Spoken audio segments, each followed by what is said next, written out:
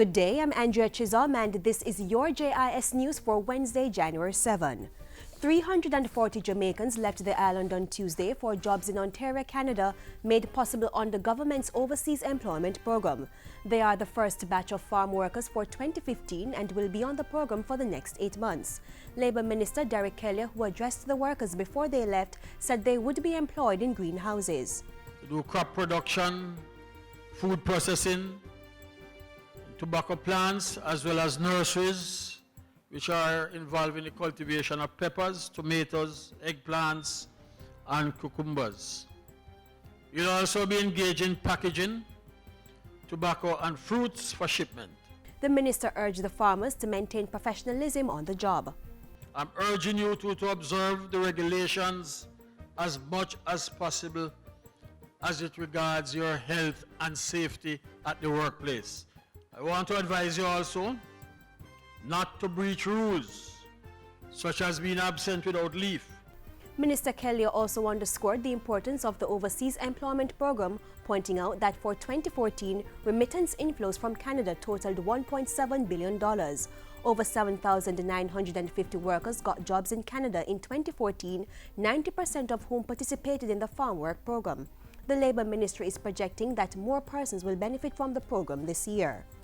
And the Labour Ministry is inviting persons to apply for temporary positions in the hospitality industry in the United States. The vacancies are for bellmen with driver's licenses, landscapers, chefs, front desk personnel with sales experience, housekeepers, greenskeepers for golf court maintenance, and caddies. Suitable candidates must be between the ages of 21 and 40. Minimum of 2 years working experience in the hotel industry with certificate of training.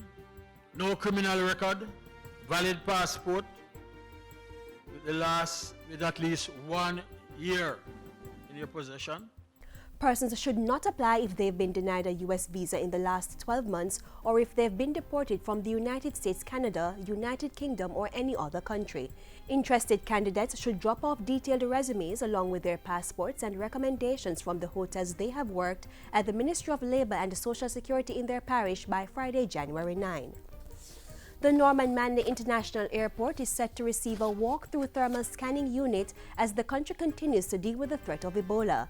This as the Vincent Hosang Family Foundation from the Jamaican diaspora donated $38,000 to purchase the equipment.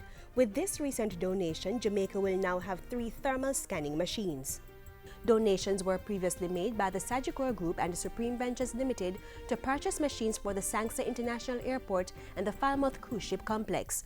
Under the Jamaica Ebola Prevention Program, government is to acquire 5 state-of-the-art thermal machines to scan for fever, one of the symptoms of Ebola.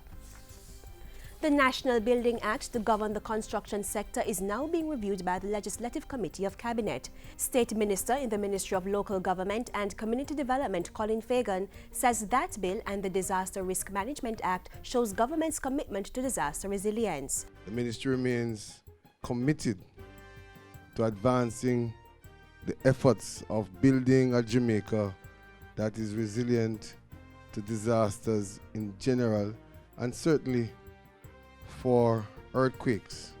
Mr. Fagan was speaking on Tuesday at the official launch of Earthquake Awareness Month. Acting Director General of the Office of Disaster Preparedness and Emergency Management, Richard Thompson, said the month-long commemoration would ensure that Jamaicans were better prepared to deal with earthquakes. We made a decision not just to have a week of activity as it relates to earthquake preparedness, but to stretch it into a month of activity, given how significant we consider seismic activities to be and how significant we consider earthquake preparedness to be. Earthquake Awareness Month is being celebrated under the theme Community Strengthening and Awareness, the recipe for building earthquake resilience. And finally, the Ministry of Education will this month implement stricter guidelines to manage CXC school-based assessments SBAs to improve accountability. Under the revised system, schools will now be required to comply with guidelines in 6 key areas: internal quality assurance, accountability, communication, monitoring, teacher support, and school readiness.